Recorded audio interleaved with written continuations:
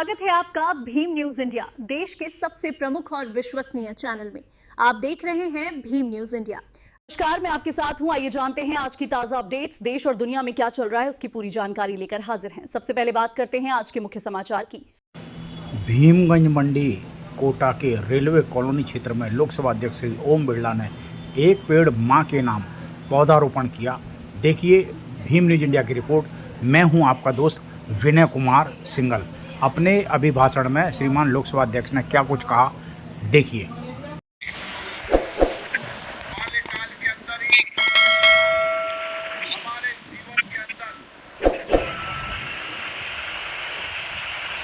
पर्यावरण शुद्ध रखना, पेड़ लगाना, पर्यावरण संरक्षण करना और अपनी दिनचर्या के हिस्से में पर्यावरण सुरक्षा के जो भी इंतजाम हो सकते हैं उसके अनुसार जीवन जीना। इसलिए पर्यावरण के अनुरूप जीवन शैली जो माननीय प्रधानमंत्री जी ने दुनिया को संदेश दिया है, आज भारत का संदेश दुनिया के लिए बन चुका है। इसलिए मेरा आप लोगों से आह्वान है, आग्रह, निवेदन है कि हमारी नौजवान पीढ़ी हो, चाहे बुजुर्ग हो, चाहे जवान हो, चाहे माता बहन हो, सबका एक संकल्प होना चाहिए, सबके मन की एक जिद होना चाहिए कि मैं जहां भी रहती हूं, जहां भी रहता हूं, जिस इलाके के अंदर शिक्षण प्रशिक्षण पढ़ता हूं, काम करता हूं, मेरे घर के बाहर मेरे कामकाज का इलाका, मेरा शिक्षण का इलाका, वहां पर मैं पर्यावरण संरक्षण के लिए एक पेड़ मां के नाम लगाऊंगा। पेड़ लगाऊंगा ही नहीं, पेड़ को पालूंगा, संरक्षण करूंगा।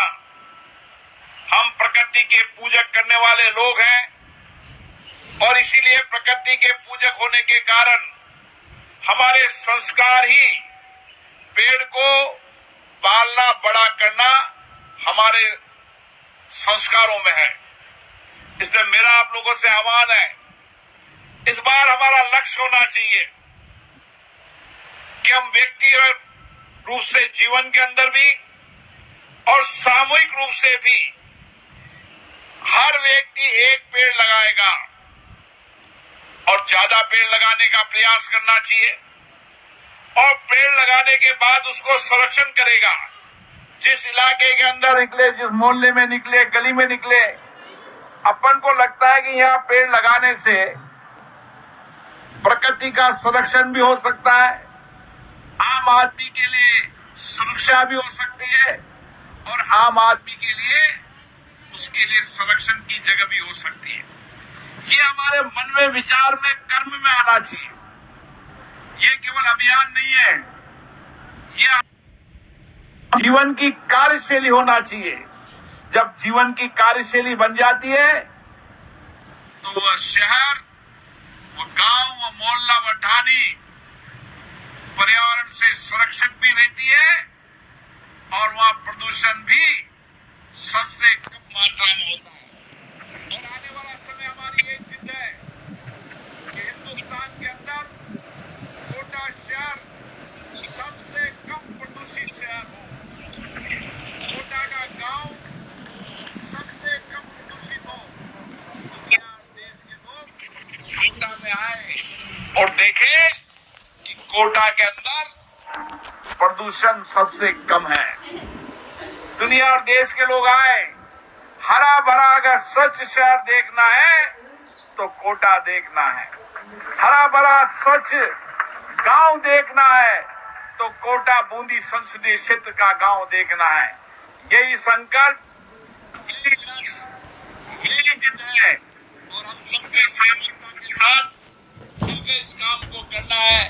मैं आपसे इतना आग्रह करूंगा, आइए हम व्यक्तिगत जीवन में भी और सार्वजनिक जीवन के अंदर भी व्यक्तिगत प्रयासों से भी और सामूहिक प्रयासों से भी प्रदूषण को कम करेंगे, पर्यावरण को संरक्षण करेंगे, पर्यावरण के अनुरूप जीवन शैली जिएंगे और इस शहर को प्रदूषण से मुक्त रखेंगे।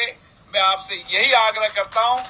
मुझे आशा है हमारे जो नौजवान बच्चे बैठे हैं उनके मन में विचार आना चाहिए, ये संकल्प आना चाहिए, उनकी कार्य संस्कृति में, कार्य के हिस्से में, उसके जीवन के हिस्से के अंदर अगर पर्यावरण और पर्यावरण के साथ जो जलवायु परिवर्तन हो रहा है दुनिया के अंदर, उसके प्रभाव को अगर समझने लगेंगे तो उनकी दिनचर्या का हिस्सा बन जाएगा। आप सबको बहुत बहुत धन्यवाद। और ये एक दिन का अभियान नहीं होना चाहिए, ये मैं आप कार्यकर्ताओं से आग्रह करना चाहता हूं। हम समाज की सेवा करते हैं, समर्पण का काम हमारा है, सेवा का काम हमारा है, और हमारी जीवन शैली लोगों के लिए प्रेरणादायक होती है।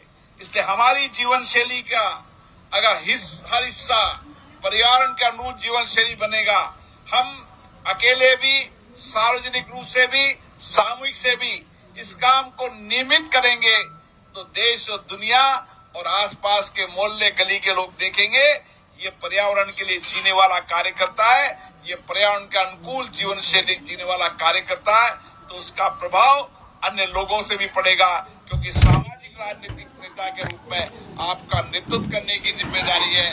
जैसा नेतृत्व होता है वैसा समाज का निर्माण होता है। इसलिए हमारी ज्यादा जिम्मेदारी है कि इस जिम्मेदारी को जिद से और संकल्प के साथ करें। आप सबको